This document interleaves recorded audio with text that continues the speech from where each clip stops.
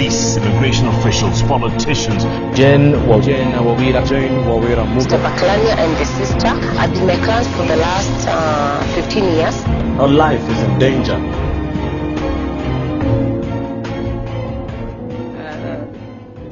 For the first few days, I've been receiving a lot of support from people through phone calls, through visits, text messages. Actually, most of the Kenyans have always wanted to know what happened. This is exactly what happened, and I thought I should share this with my. Basically, I remember sometimes on August, I went to his home, to the compound. I remember taking video and to the compound when the sister is talking to me. One of the assignments when we were working, recovered the 2 passports that had been taken. Also, I was to investigate where the gun was kept and the vehicle so that the police could go and pick them up. Since my law as a private investigator is to investigate the matter, give police a backup, or help them to speed the investigation, and that's what I did. After I went there, I remember the CIO telling me I don't have the passport. The passports are with the immigration department. Whereas the same morning it came out from the immigration department.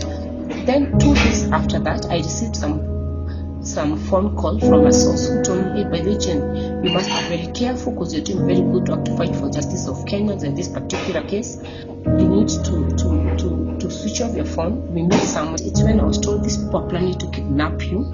These people are planning to kidnap your sons. These people are planning to fix you on a case, and actually they're planning to come and pick one of your bullets. They fix it in a case of robbery. So first of all, I had to secure my guns. I took them to a safe. I was also told they're planning to post me on a certain media house and to say that I'm a criminal, so that now the story that was already being followed by me and Citizen Media Group, it could now portray me in front of the client, in front of the world as a criminal. Something that even after it, nobody has told me, nobody has ever answered me. Where did I commit a crime? Whom did I rob? What did I rob? When was that? When did I abduct someone? They spoke about Babadogo. I've never had an office in Babadogo. First step I took was to go to Central Police. I recorded an OB of this to my life, and then they told me, no, you need to remain safe because of your children, because of the allegation of the kidnap were coming from police officers I trust. So there's no way I could take threats to my life lightly. I also realized that since we have recovered the 2 passports, some officers from Nairobi, actually specifically the CCIO, released the vehicle and even told his officers these orders are from above. They asked him, why are you releasing the car? And there's a civil matter in court regarding this property. Why would you release the vehicle that I recovered and it was taken by goons from my client's house? This guy told me, you cannot control me, I'm not Kamwende. I was told by Kamwende he wrote a bad letter against him in 2014. So he told me, you will see, you will know who we are. And then after that, it's when the Citizen heard the story, I've been receiving a lot of guys calling me hero, others saying I need to be given a presidential award, others playing for me, others fighting for me because I don't have right now. This is not my fight. I cannot fight for me.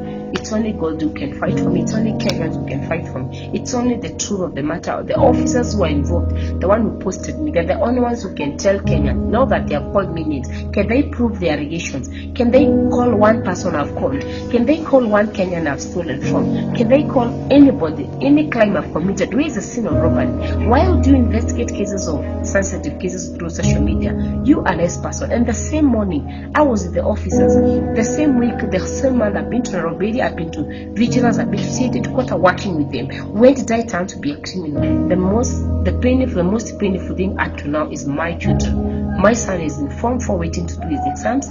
He's always disturbed in school. Actually, the teachers keep calling me because sometimes you wonder, is my mom safe? We have been told that my mom is a robber, she wants to be killed. So this is our total witch hunt. It was meant to blackmail me. It was meant to put me down. It was meant to bring my name down. And I'm not even surprised. Some of the senior officers I was investigating have already opened the security companies and private investigator. And funny enough, one of them told me when I went to his office, because I'm almost to retire, Jim, I would want to be a director of Trimo, since Trimo has a good name in this country, since Trimo has a very good coverage with the media, so I don't mind being a director in your company once I retire. I told him at the moment, I still have 2 directors. I'm not able to comment, but once one of them decides, I can tell you, then I can sell some shares for you. I told him that. Kumbe the moment mtu anakuambia hivyo wanakufuata, they started locating me. I thank God, God confused them so much that one day one of the police was locating me, forwarded me the location of my number,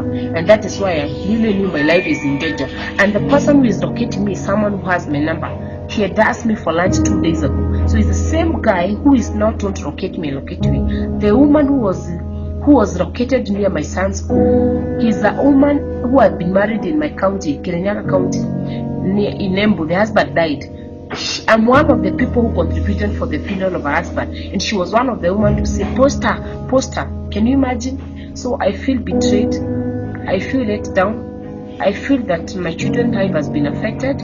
I feel like somebody has just brought my name down one day, but I want to thank Kenyans. If we don't fight for this country now, who will fight? Who will do it? If you're being used by an officer, you're being used by anyone, even to the civil servant, even in your family, to bring someone down. What would happen when you don't do, one day you don't do the way, you don't do things their way, they'll also do that to you. Katika taarifa kwa vyumba vya habari, msemaji wa Wizara ya Usalama na Masuala ya Ndani ameeleza kuwepo kwa mkutano wa waziri Inspector. We cannot accept such inferences being made. We can also not condemn anybody until the investigations are complete. But I want to assure foreigners that they are free to invest, that Kenya is an open market.